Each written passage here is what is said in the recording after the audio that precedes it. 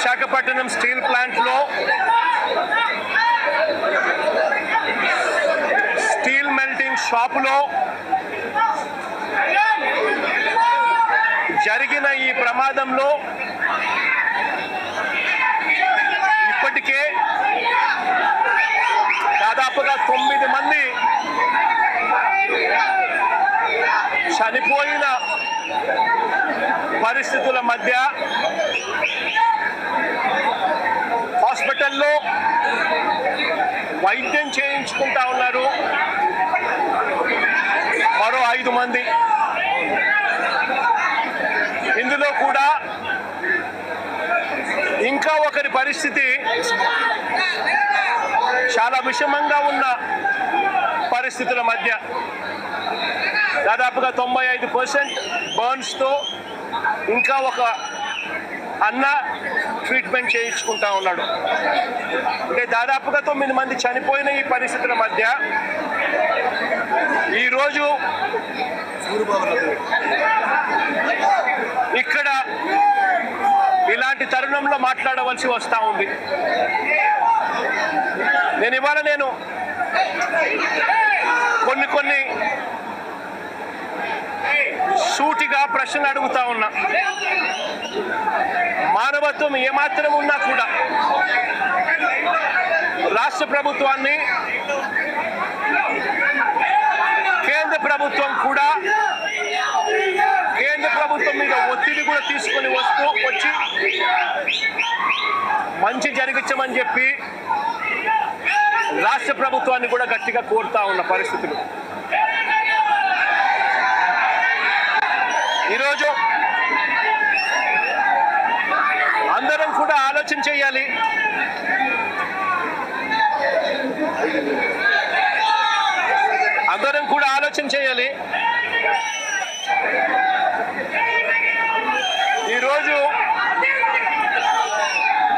ఈరోజు స్టీల్ ప్లాంట్లో కార్మికులు ఎలా బ్రతుకుతా ఉన్నారు, కార్మికులకు మంచి జరుగుతా ఉందా లేదా అన్నది ప్రతి ఒక్కరూ కూడా ఆలోచన చేయాల్సిన అవసరం. 2024 వైఎస్ఆర్సీపీ ప్రభుత్వం ఉన్నంత వరకు కార్మికులు, స్టీల్ ప్లాంట్ ఎంప్లాయీస్ ఎలా బ్రతికే వాళ్ళు, ఇప్పుడు చంద్రబాబు నాయుడు గారి ప్రభుత్వం వచ్చిన తర్వాత వీళ్ళ కూటమి ప్రభుత్వం అధికారంలో ఉన్న నేపథ్యంలో ఎలా బతుకుతా ఉన్నారు కార్మికులు, ఎంప్లాయీస్ అన్నది అందరం కూడా బేరీజు వేయాల్సిన అవసరం ఉన్న పరిస్థితి. ఒకసారి గమనించినట్లయితే ఇదే స్టీల్ ప్లాంటు ప్రైవేటీకరణ అప్పట్లో ప్రస్తావన వచ్చినప్పుడు వైఎస్ఆర్సీపీ ప్రభుత్వం గట్టిగా దీన్ని ఆపింది. ఇందులో భాగంగానే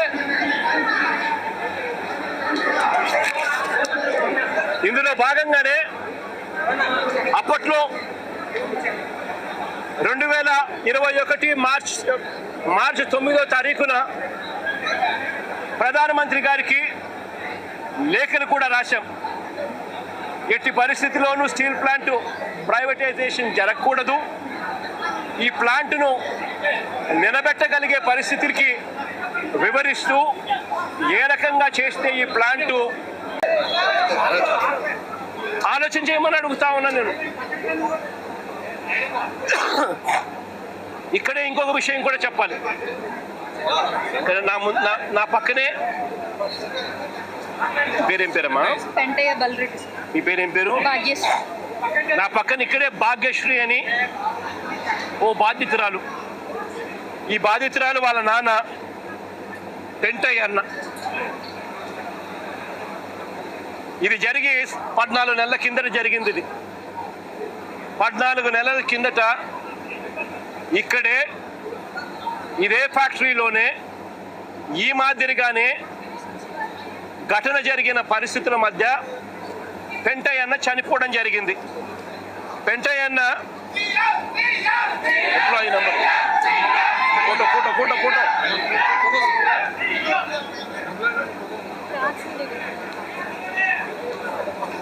ఈ పెంటయ్యన్న employee number 124185, permanent employee, regular employee. SMS 2లో పనిచేస్తూ ఉన్నాడు, మాస్టర్ టెక్నీషియన్గా పనిచేస్తూ ఉన్నాడు.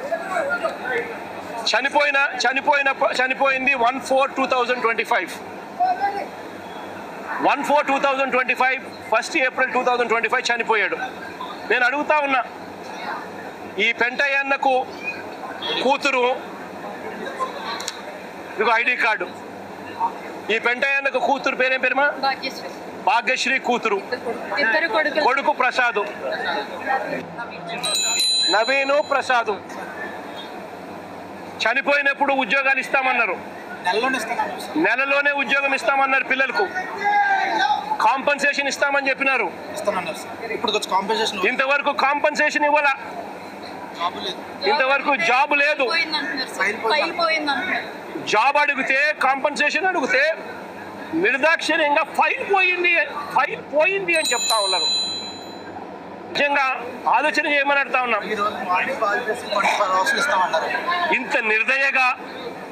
ఇంత నిర్దయగా ప్రభుత్వాలు వ్యవహరించడం ధర్మమేనా అని అడుగుతా ఉన్నా.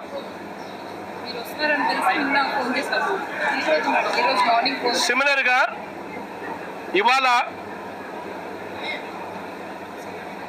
ఇవాళ జరుగుతూ ఉన్న ఘటనలో దాదాపుగా ఇప్పటికే 9 మంది చనిపోయారు. దాదాపుగా మరో 5 మంది హాస్పిటల్లో వైద్యం పొందుతూ ఉన్నారు. ఈ 5 మందిలో కూడా ఒకరి పరిస్థితి విషమంగా ఉంది. వీళ్లకు కాంపన్సేషన్ విషయంలో నిన్న చంద్రబాబు నాయుడు గారి సుపుత్రుడు ఆయన మాట్లాడిన మాటలు చూస్తే నిజంగా నాకు ఆశ్చర్యం కలిగిస్తుంది. మానవత్వం అన్నది ఎవరికైనా ఎక్కడైనా కానీ కొద్దో గొప్ప ఉండాలి కదా, ఇలాంటి మనుషులు కూడా ఉంటారా అనిపించింది.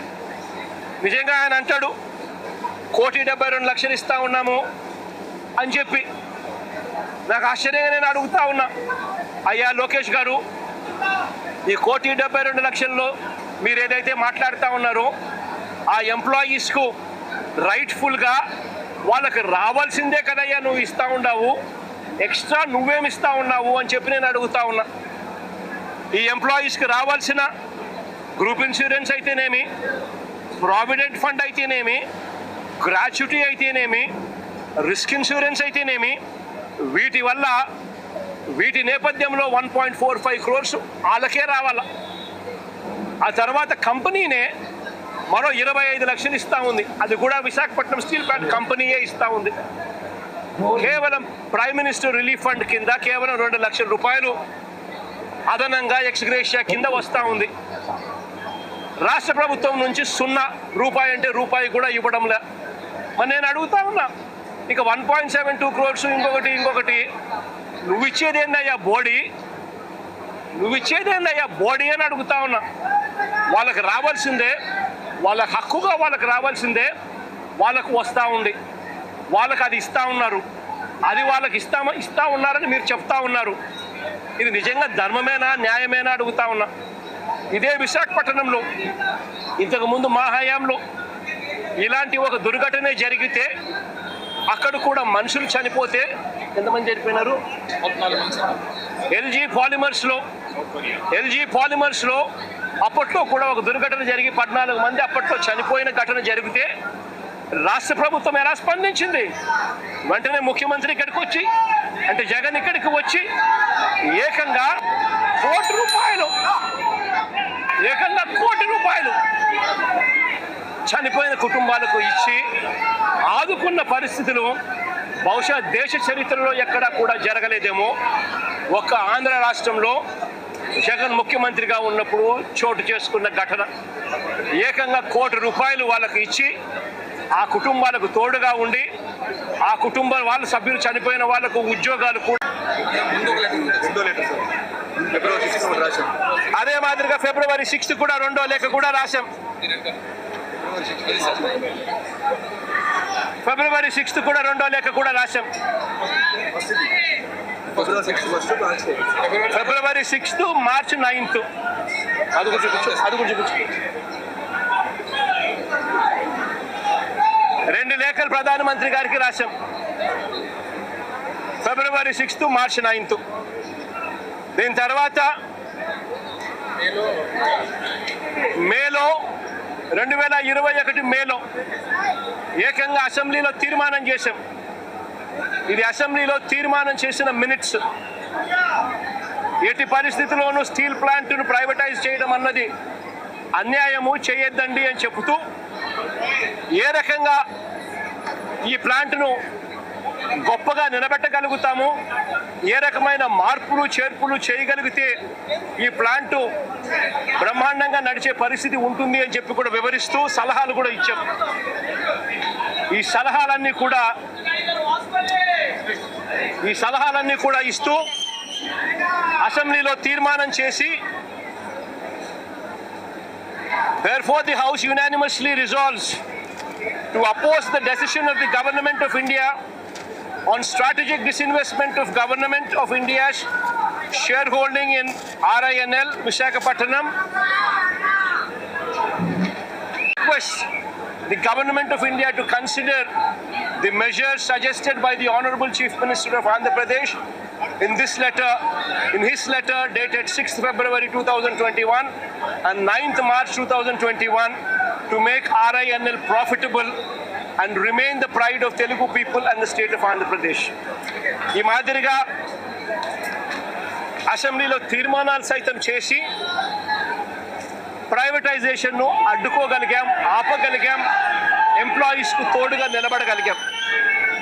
అంతేకాదు, ప్రధానమంత్రి గారు విశాఖపట్నం వచ్చినప్పుడు నవంబర్ 12, 2022 సాక్షాత్తు ప్రధానమంత్రి గారి సమక్షంలోనే ప్రైవేటైజేషన్కు ఆపండి అని చెప్పి కూడా ప్రధానమంత్రి గారిని కోరడం కూడా జరిగింది. పబ్లిక్ మీటింగ్లో ప్రధానమంత్రి గారి సమక్షంలోనే. నేను చెప్తా ఉన్నా, ఆ వాలెట్కి వైఎస్ఆర్ కాంగ్రెస్ పార్టీ అంత గట్టిగా ఎంప్లాయీస్కు తోడుగా ఉన్నది కాబట్టి, అంత గట్టిగా నిలబడింది కాబట్టి ఆ రోజు 28,000 మంది ఉద్యోగస్తులు పనిచేస్తూ ఉన్నారు వైఎస్ఆర్ కాంగ్రెస్ పార్టీ ప్రభుత్వం దిగిపోయే నాటికి. నేను అడుగుతా ఉన్నా, ఈరోజు పరిస్థితి ఏమిటి అనంటే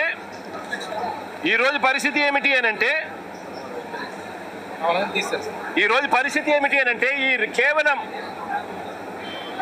ఈ 2 సంవత్సరాల కాలంలోనే ఏకంగా 28,000 మంది పనిచేస్తూ ఉన్న ఈ సంస్థలో కాంట్రాక్ట్ అయితేనేమి, పర్మనెంట్ ఎంప్లాయీస్ అయితేనేమి, రెగ్యులర్ ఎంప్లాయీస్ అయితేనేమి 28,000 పనిచేస్తూ ఉన్న పరిస్థితుల మధ్య 2024 మన ప్రభుత్వం దిగిపోయే నాటికి ఈ 2 ఏళ్లలో ఏకంగా 10,500 మందిని తీసేశారు.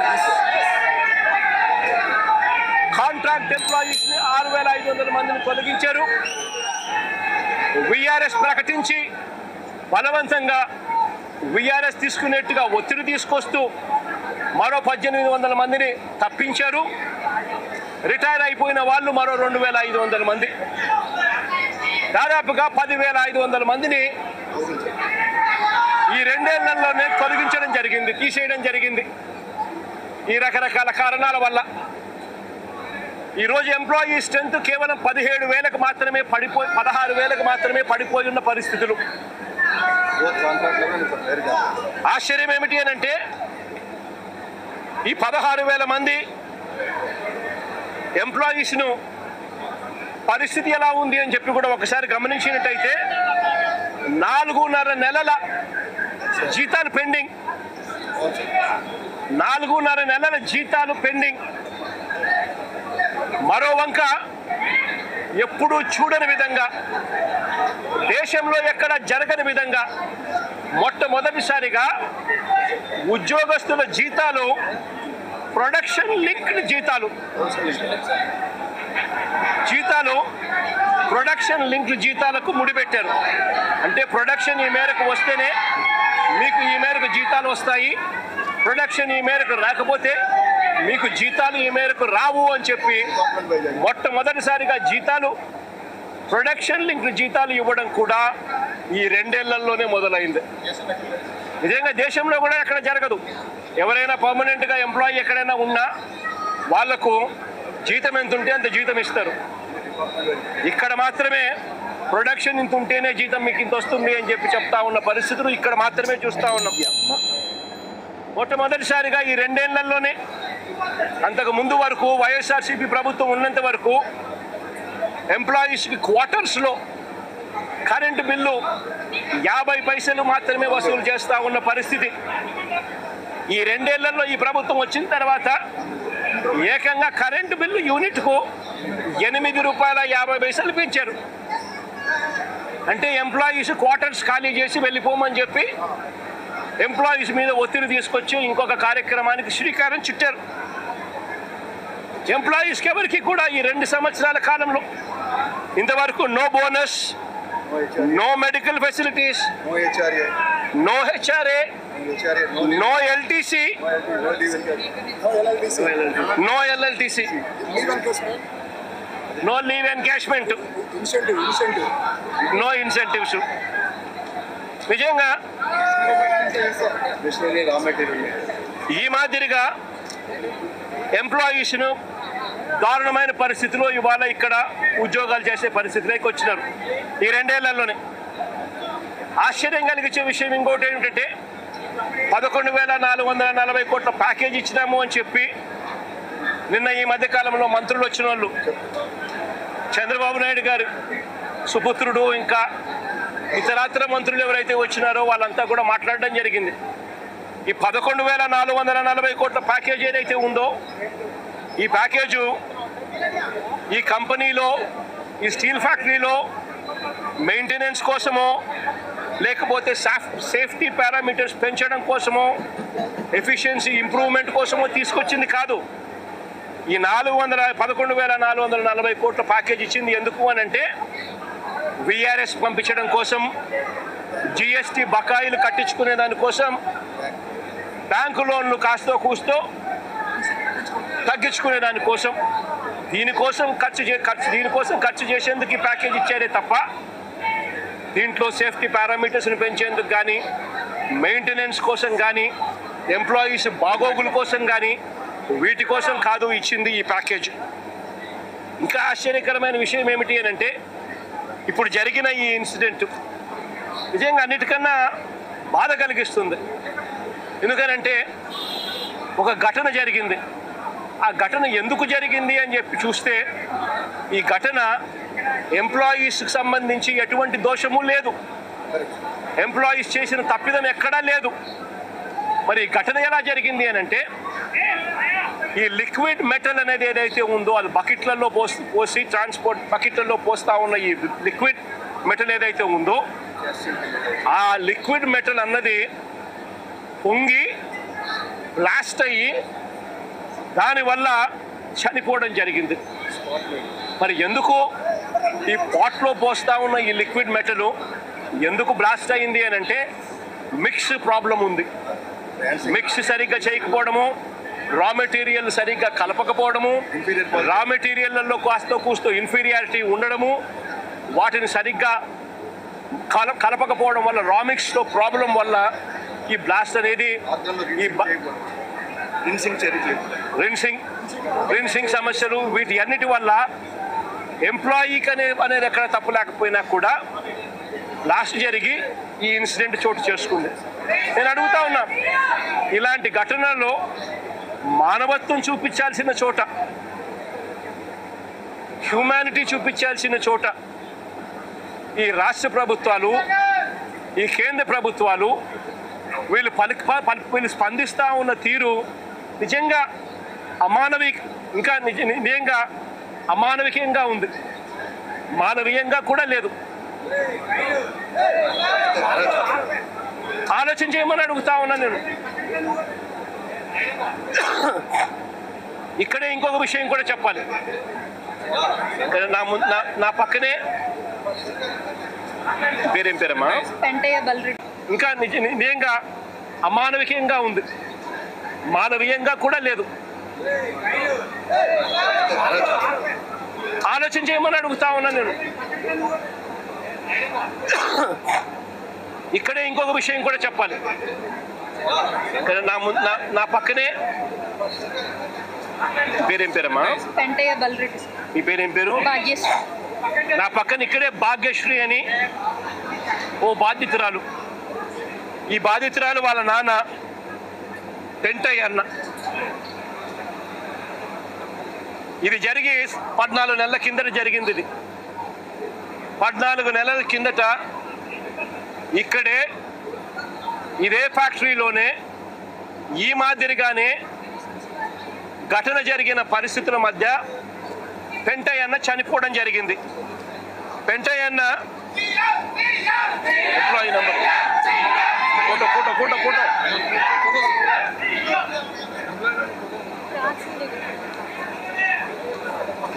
ఈ పెంటయ్య అన్న employee number 124185. Permanent employee, regular employee. SMS 2లో పనిచేస్తా ఉన్నాడు. మాస్టర్ టెక్నీషియన్గా పనిచేస్తా ఉన్నాడు. చనిపోయింది 1/4/2025. 1/4/2025 1 ఏప్రిల్ 2025 చనిపోయాడు. నేను అడుగుతా ఉన్నా, ఈ పెంటయ్య అన్నకు కూతురు, ఇదిగో ఐడి కార్డు. ఈ పెంటయ్య అన్నకు కూతురు పేరేం పేరుమా? భాగ్యశ్రీ కూతురు. కొడుకు ప్రసాద్, నవీను ప్రసాద్. చనిపోయినప్పుడు ఉద్యోగాలు ఇస్తామన్నారు, నెలలోనే ఉద్యోగం ఇస్తామన్నారు పిల్లలకు. కాంపన్సేషన్ ఇస్తామని చెప్పినారు. ఇంతవరకు కాంపన్సేషన్ ఇవ్వాల. ఇంతవరకు జాబ్ లేదు. జాబ్ అడిగితే, కాంపన్సేషన్ అడిగితే నిర్దాక్షిణ్యంగా ఫైల్ పోయింది అని చెప్తా ఉన్నారు. నిజంగా ఆలోచన చేయమని అడుగుతా ఉన్నాం.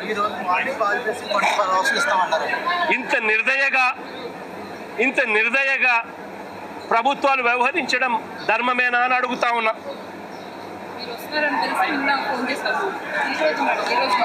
సిమిలర్గా ఇవాళ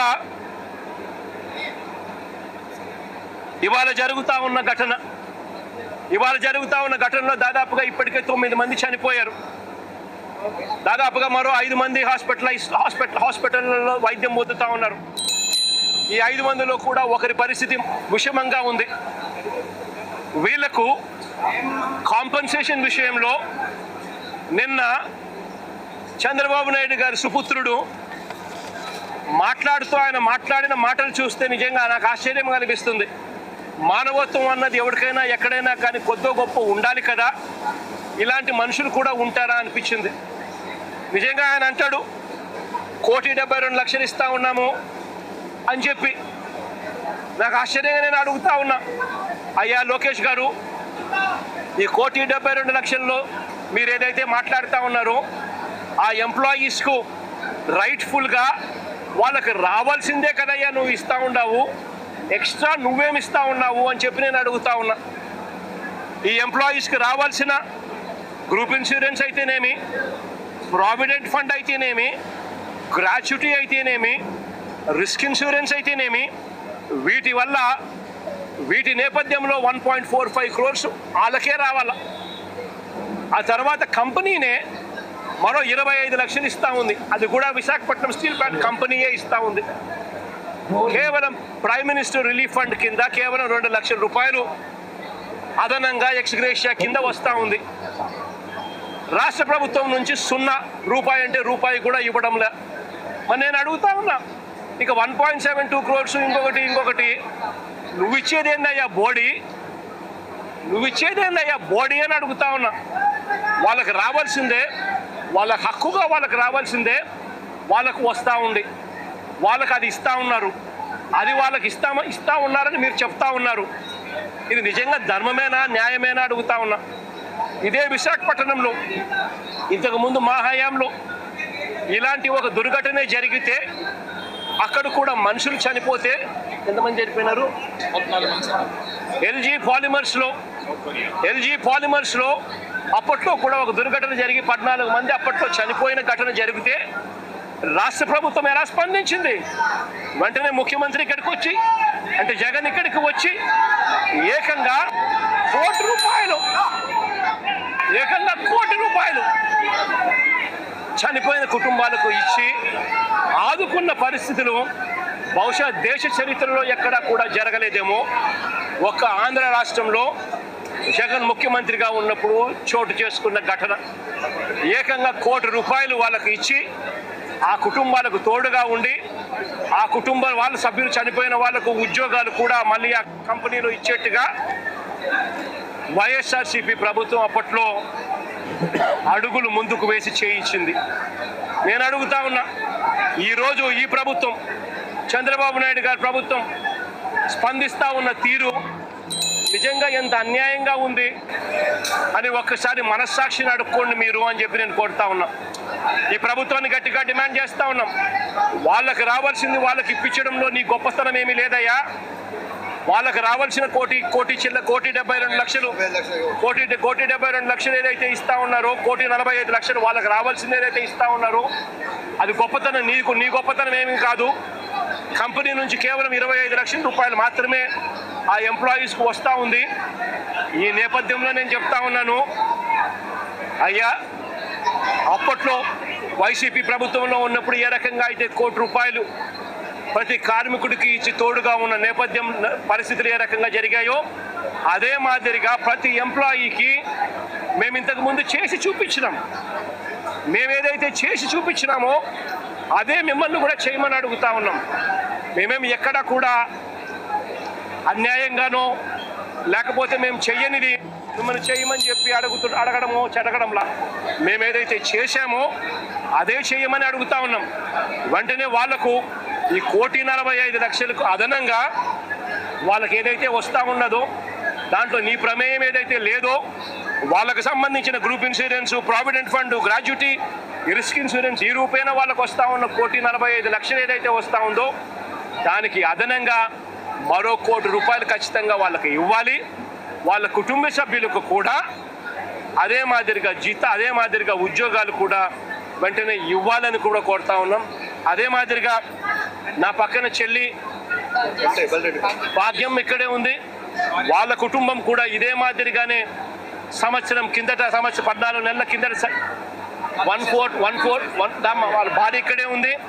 1/4/2025లో చనిపోయిన పెంటయ్యన్న కుటుంబానికి కూడా ఇదే ప్యాకేజ్ కూడా వాళ్ళకు కూడా వర్తింపచేసి వాళ్ళ కుటుంబానికి కూడా ఇదే మాదిరిగానే ఆదుకోవాలి అని చెప్పి రాష్ట్ర ప్రభుత్వానికి, కూటమికి ఇద్దరికీ కూడా గట్టిగా వీళ్ళిద్దరికీ కూడా చెప్తా ఉన్నాం.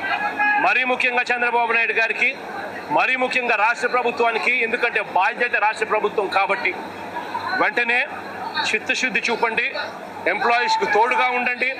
మీరు కూడా అసెంబ్లీలో వైఎస్ఆర్ కాంగ్రెస్ పార్టీ తీర్మానం చేసినట్టుగానే మీరు కూడా ప్రైవేటైజేషన్కు వ్యతిరేకంగా అసెంబ్లీలో మేము చేసినట్టుగానే తీర్మానం కూడా చేసి కేంద్రానికి పంపి ఇది జరగకుండా కూడా ఆపే కార్యక్రమంలో చిత్తశుద్ధిని కూడా చూపండి అని చెప్పి కూడా గట్టిగా వీళ్ళందరికీ కూడా కోరుతా ఉన్నాం.